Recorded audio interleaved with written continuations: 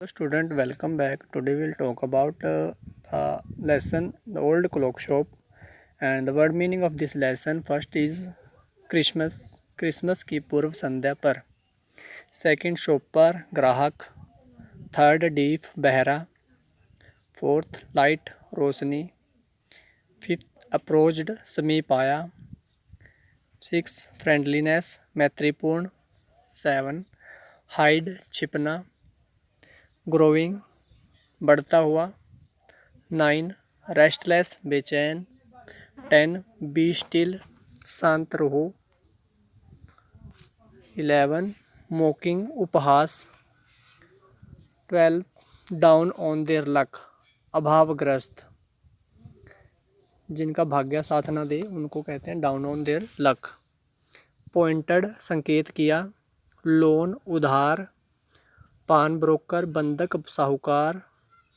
Interest ब्याज. Exchange के बदले में. सिचुएशन परिस्थिति. नीड आवश्यकता. कैशबैक नकद पेटिका. फीलिंग जोश. टाइमलेस शाश्वत. तो आप इनको वीडियो को पॉज करके रोक कर इन वर्ड मीनिंगों को लिख लीजिए. उसके साथ हम क्वेश्चन आंसर भी करेंगे. The question answer is, first question is what made Reyes think the visitor was not really a shopper.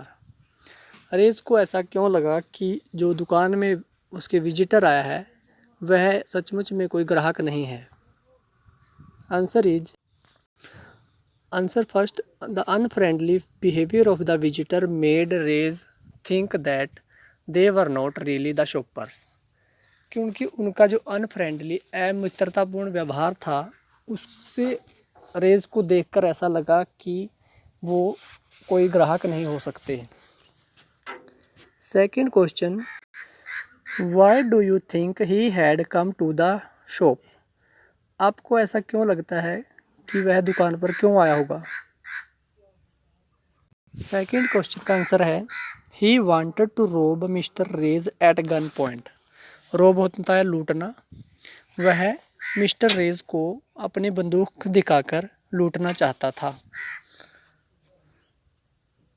Third question is how did Rage communicate with him. Rage ने जो ग्राहक सामने खड़ा है उसके साथ किस तरह से बात की. थर्ड क्वेश्चन का आंसर है Rage was a deaf man. Rage एक बहरा व्यक्ति था क्योंकि उसको सुनाई नहीं देता था. He used a note pad and pencil to communicate with his customer. तो वह अपने ग्राहकों के साथ बात करने के लिए एक नोट पैड और एक पेंसिल रखता था ताकि उनको जो भी ज़रूरत हो वो उस पर कागज़ पे उसके सामने लिख कर रख दें और वह उसे पढ़ लेता था. Fourth question is what do you think the man said to his friend who waited at the door. आपको क्या लगता है, आप क्या सोचते हो कि उस व्यक्ति ने जो दरवाजे पर उसका मित्र खड़ा हुआ था उसको क्या कहा होगा. Answer of fourth question is we think the visitor said to his fellow friend that the shopper was deaf and dumb therefore he could not shout.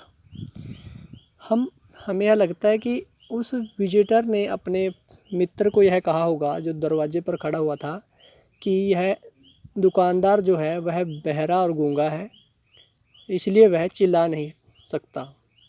वह चिल्ला नहीं सकता. Fifth question is Rage was not a pawn broker. Rage एक बंधुक साहूकार नहीं था. Why then did he lend money to people in exchange for their old watch and clock.